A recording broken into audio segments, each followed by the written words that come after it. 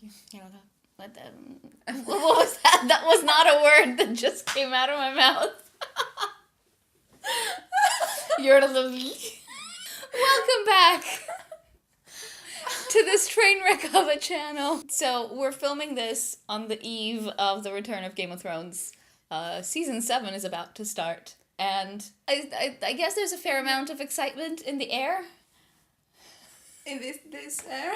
In this general area. So we found a tag, a Game of Thrones tag, and we're gonna do that. So question 1, how did you discover the series / books? Okay, I definitely started with the show. It was right before season 1 came out, and in my student house at uni, we had Sky, and I saw the trailer, and Sean Bean was in it, and I was like, oh, I love Sean Bean, I'm gonna watch that show. We all know how well that turned out. But anyway... I mean, what do you expect with Sean Bean? I don't know. Quite honestly, like, it hadn't crossed my mind. And there have been, like, the rare occasions where he doesn't die. So I was like, maybe this is one of those, you know? Like, he's the main character. They're not gonna kill their main character. How was I supposed to know this was Game of Thrones where they kill your main character? But yeah, and so I just really got into the series. Eventually started reading the books. I think between kind of series 1 and 2, I read like the first 3 books. And then kind of stopped because it was a lot. And so I haven't read the rest of them. But you did better than me. I read all of them. Though I did skim through A Dance with Dragons, like I didn't properly read it. I kind of skimmed through some chapters because I was like, I don't care about this character. But yeah, I have read most of it. I discovered the series first before the show came out. I didn't read the books. I read A Hedge Knight, which is like a sword novella in a collection. So I read that, and that's like a prequel to the series. So Targaryens are kings. It's about one of the Targaryen princes traveling with Sir Duncan the Tall. This knight's name is, and he's mentioned a few times in the series. Actually, he's like this famous character from history. So I know these 2 characters, and the only thing I knew about the world was that their kings have white hair and purple eyes. So I started watching the show when Kat started watching it, and it's like, that doesn't seem right. What happened to those kings? So yeah, the whole point. I just missed the whole point of the series at first, but then slowly I understood what was happening. Because I didn't realize that was a prequel. I thought that was happening the same time as Game of Thrones. I was like, oh, I sort of know this world. Nope. No. Yeah, confused. And did you read that in English or Greek? Greek.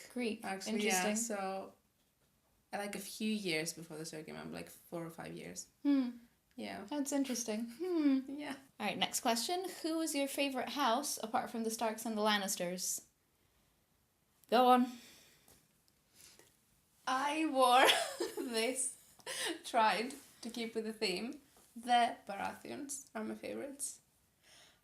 Because of one particular character who is my absolute favorite. Stannis Baratheon, the One True King of Westeros. What? Yes. Also, the first Baratheon is really interesting. His name was Oris Baratheon, and but the Baratheons were in a great house, but he sided with Aegon the Conqueror, the first Targaryen king, and helped him conquer the kingdom, and then took over the land that at the time was ruled by a different house, that were the Kings of the Storm, and he actually took over their sigil and their wards. So like the Crown Stag and the Arses the Fury wards are not originally Baratheon wards. They belong to a different house. And he just took over, and he was like, we're Baratheons now, yay! Like, I really like them. They're cool. And Renly was cool. Renly was cool. Renly was really cool. He was my original favorite. And we all know how well that turned out, so yeah. Someone wanted the throne, even though it wasn't theirs. But he was fabulous. I know, but fabulous doesn't make a good king necessarily. My favorite house, apart from the Starks and Lannisters, I'd say the Targaryens. I think they're really cool from what we know. It's awesome that there's so much mystery and like so much stuff that we don't know, like about old Valyria and who they were before, and like just the source of everything, really. That's the mystery there. We do know some things. Like, they actually were a lesser house in Valyria. They were not important at all. But the first Targaryen who moved to Westeros, to Dragonstone actually, his daughter was a seer, so she saw the Doom of Valyria years before it happened. So the Targaryens moved away, and they were the only family that survived. The next question is, who is your favorite character? But I'm gonna add a two-forked prong here. Who's your favorite alive character? Ooh. And who's your favorite dead character? Go. So I have, so my favorite living character is Davos.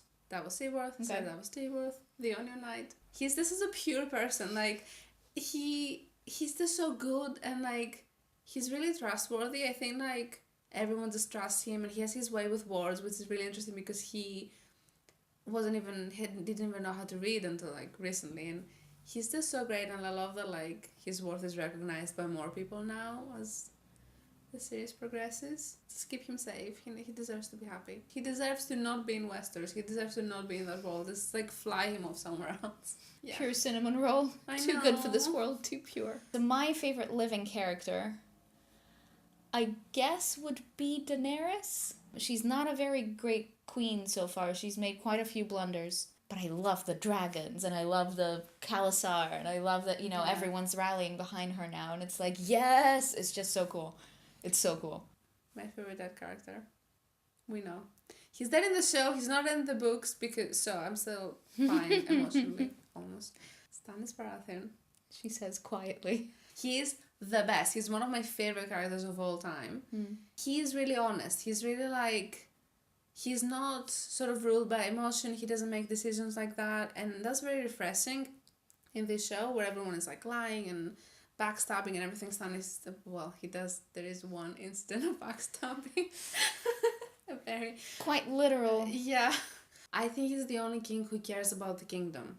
In the War of the Five Kings, he's the only one who wants to save the kingdom. He has this great line that actually wasn't used in the show, where when they finally ride north, he says that this whole time I've been trying to win the throne to save the kingdom, but now I realized I need to save the kingdom to win the throne. Yeah, I think that if his brother hadn't been king before, he No, wouldn't yeah. have vied for the throne. He wouldn't care. No, definitely, 100%. He's very cynical as well, but not in a crude way. I think he has the same level of like realism that the Hound has. Yeah. He's like, well... He just sees the He world doesn't- for what yeah. it is. Stan is the manus. Yes, so cool. So the next question is, if you could be one of the characters from the show or the books, who would you be and why? I think I'd be Brienne. I think I'd be Littlefinger. What? Okay, first of all, to clarify, Littlefinger from the books, not the show, because they made him significantly more stupid in the show. That's true. Like, in the books, he's just not surprised by anything. He is the one who starts the whole thing. Because I was thinking, this is such a grim world, and it's very dangerous, and it just feels like he's one of the characters who may be the safest, in the safest place. Because he has so many spies and knows what's happening. I mean, if we're being realistic, because like you've picked a very realistic option for you. He's like the ultimate Slytherin. I know! You know? And That's right. Yeah, and I feel like I haven't picked like the ultimate Ravenclaw.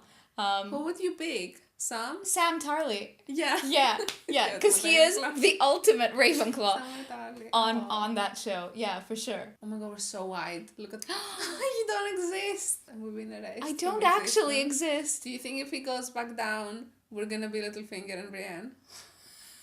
Fades back into existence with a goatee? No, I'm disappointed that that's not happening. Second to last question. Who is your Game of Thrones crush? No. I mean, Stephen Delaney's pretty... Yeah. How about you? I don't know. I have nothing to come back from this. I was gonna say Yara Greyjoy because she's, like, awesome. Nowhere near as funny as the Stannis answer, but... My answer is Stannis to everything. Who's your favorite episode? Stannis. Stannis! Who's your favorite character? Stannis! Who should be on the Iron Throne? Stannis! What are we looking forward to in the upcoming season? The series has dilly-dallied with a lot of personal politics. And I feel like we're finally getting to the juice of the conflict, which is ice and fire. Whether it's Ice Walkers versus Dragons in this season, or it's at least getting some answers We are on our way to finding out, like, core answers that, you know, Yeah. readers of the books have been curious about for decades. And we're getting there. That's what I'm excited about. How about you? We don't really know. We feel like we do, but we don't really. Like, with Game of Thrones, I don't know. I don't want to... We know where things have left any off. Yeah, I don't want to predict. because I'm just going to be very same. sad if I do. Same. I don't want to predict anything.